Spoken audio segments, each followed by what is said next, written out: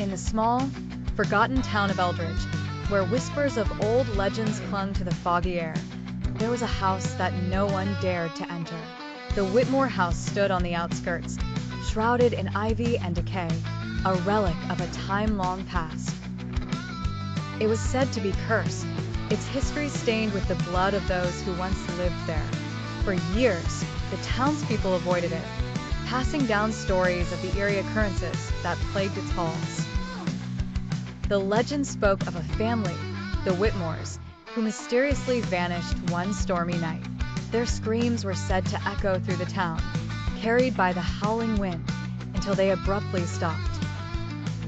That was decades ago. Now, only their empty, decrepit mansion remained, a silent sentinel over the town's darkest secrets. Erica, a young journalist with an insatiable curiosity for the macabre, decided to investigate the house for her latest piece. She was driven by the thrill of uncovering the truth buried beneath layers of fear and superstition.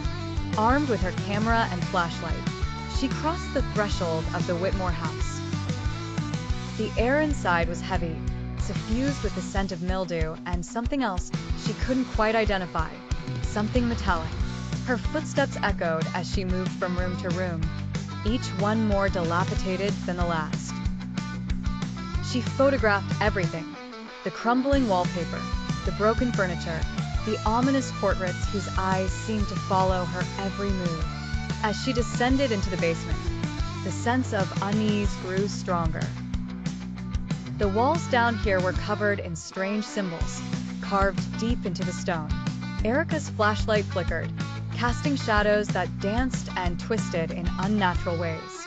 She felt a chill run down her spine, but she pressed on, driven by the need to uncover the truth. In the center of the room, she found an old, dusty book.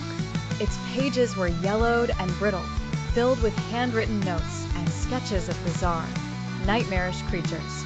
As she began to read, a sense of horror settled over her. The book detailed dark rituals and sacrifices, all performed within the very house she now stood in.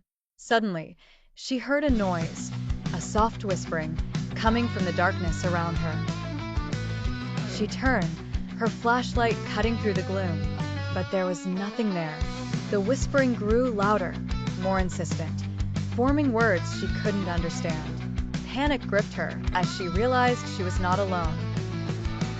The shadows seemed to come alive, reaching out towards her with ghostly hands. Erica screamed and ran, stumbling up the stairs and through the hallways that now seemed to stretch endlessly.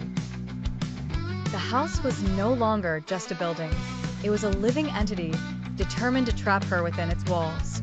She burst through the front door, gasping for breath, and didn't stop running until she was back in the safety of her own home.